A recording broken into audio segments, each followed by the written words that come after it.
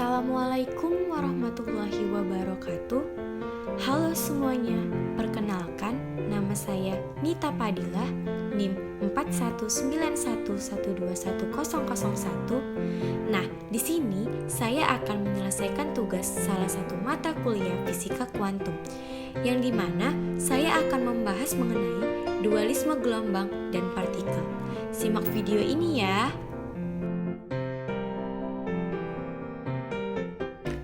Pernahkah kalian merasa silau ketika melihat cahaya lampu? Nah, ini berkaitan erat dengan sifat cahaya sebagai partikel. Untuk lebih jelasnya, yaitu kita simak ya materi berikut ini. Selama berabad-abad, para ilmuwan memperdebatkan tentang sifat cahaya. Beberapa menyatakan bahwa cahaya adalah gelombang, berperilaku seperti ria air di kolam. Nah, pandangan yang berlawanan bahwa cahaya adalah partikel, seperti tetesan air yang mengalir dari keran air. Cahaya merupakan gelombang. Teori fisika klasik telah menghasilkan konsensus bahwa gelombang cahaya merambat transversal dengan laju energi sebanding dengan intensitasnya. Nah, paradigma ini telah menuntun rangkaian aktivitas ilmiah pada sains yang menghasilkan berbagai perkembangan ilmu pengetahuan. Christian Huygens.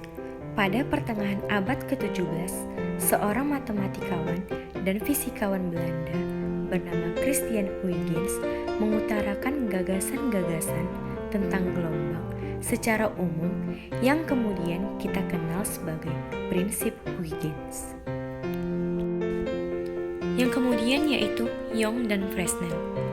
Eksperimen Young dan Fresnel tentang interferensi celah ganda pada abad ke-19 memberikan bukti bahwa cahaya adalah gelombang. Yang berikutnya yaitu James Clerk Maxwell. Pada tahun 1861, James Clerk Maxwell menjelaskan cahaya merupakan gelombang elektromagnet yang tersusun oleh dua gelombang transversal, kuat medan magnet dan kuat medan listrik yang garis sumbu arah harapannya saling berhimpit. Cahaya sebagai gelombang elektromagnetik bisa merambat tanpa memerlukan medium. Salah satu contohnya adalah cahaya matahari yang bisa sampai di bumi tanpa medium apapun. Yang selanjutnya yaitu cahaya merupakan partikel. Di awal abad ke-18, Isaac Newton menerbitkan bukunya yang berjudul Optik, yang mana di dalam buku tersebut diuraikan secara terperinci gagasan-gagasan tentang cahaya, yang kemudian dikenalkan sebagai teori korpuskular cahaya. Dalam teorinya tersebut, Newton berpendapat bahwa cahaya adalah sekumpulan partikel-partikel sangat halus yang disebut corpusculus.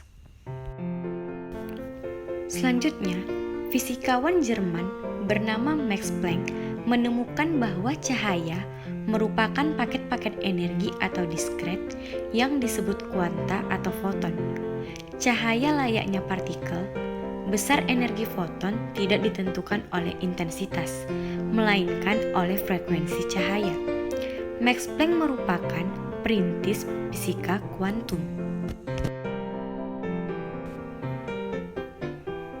Kemudian, gagasan Max Planck dalam memecahkan misteri radiasi benda hitam tidak terbantahkan.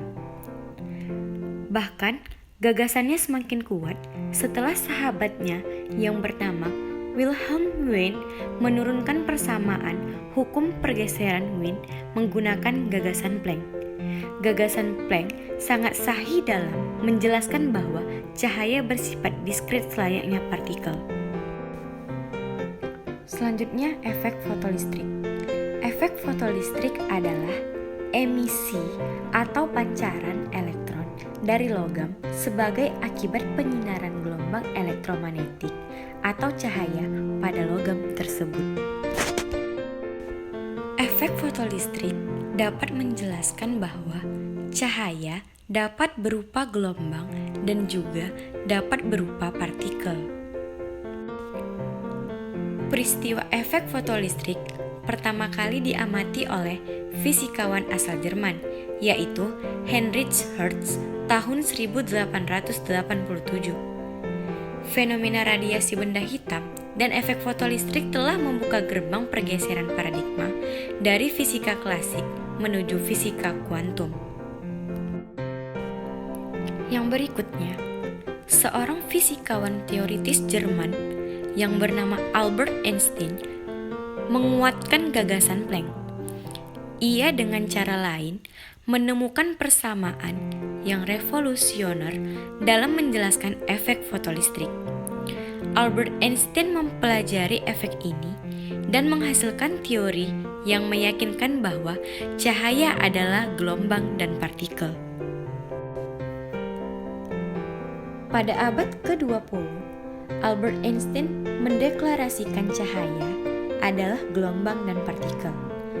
Deklarasi Einstein tentang dualitas gelombang partikel ini memberinya hadiah Nobel dalam bidang fisika pada tahun 1921.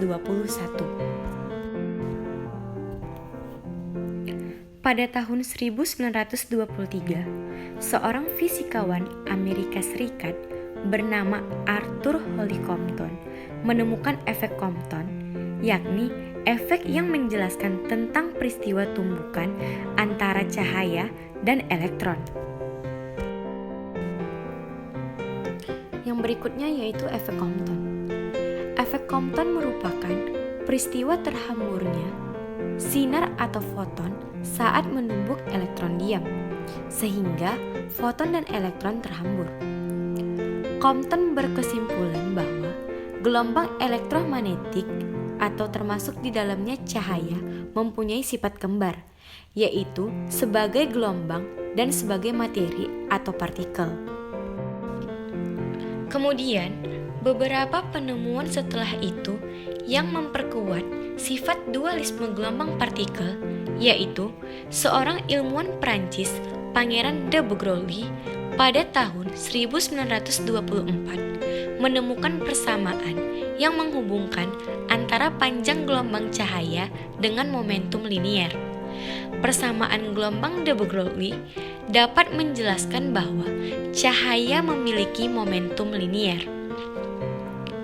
Cahaya bersifat diskrit, yang artinya cahaya terdiri dari paket-paket energi dan cahaya dapat menumbuk partikel.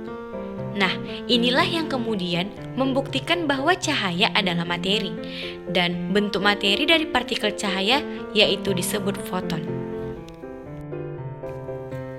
Nah, dapat kita simpulkan dari pertanyaan yang di awal tadi, yang dimana pertanyaannya, pernahkah kalian merasa silau ketika melihat cahaya lampu? Nah, saat kita merasa silau ketika melihat cahaya lampu, itu karena berkaitan erat dengan sifat cahaya sebagai partikel. Baiklah, sekianlah hasil dari materi yang saya bawakan hari ini, di mana materinya yaitu dualisme gelombang dan partikel. Semoga materi ini bermanfaat bagi teman-teman. Wabillahi taufiq wal hidayah. Wassalamualaikum warahmatullahi wabarakatuh.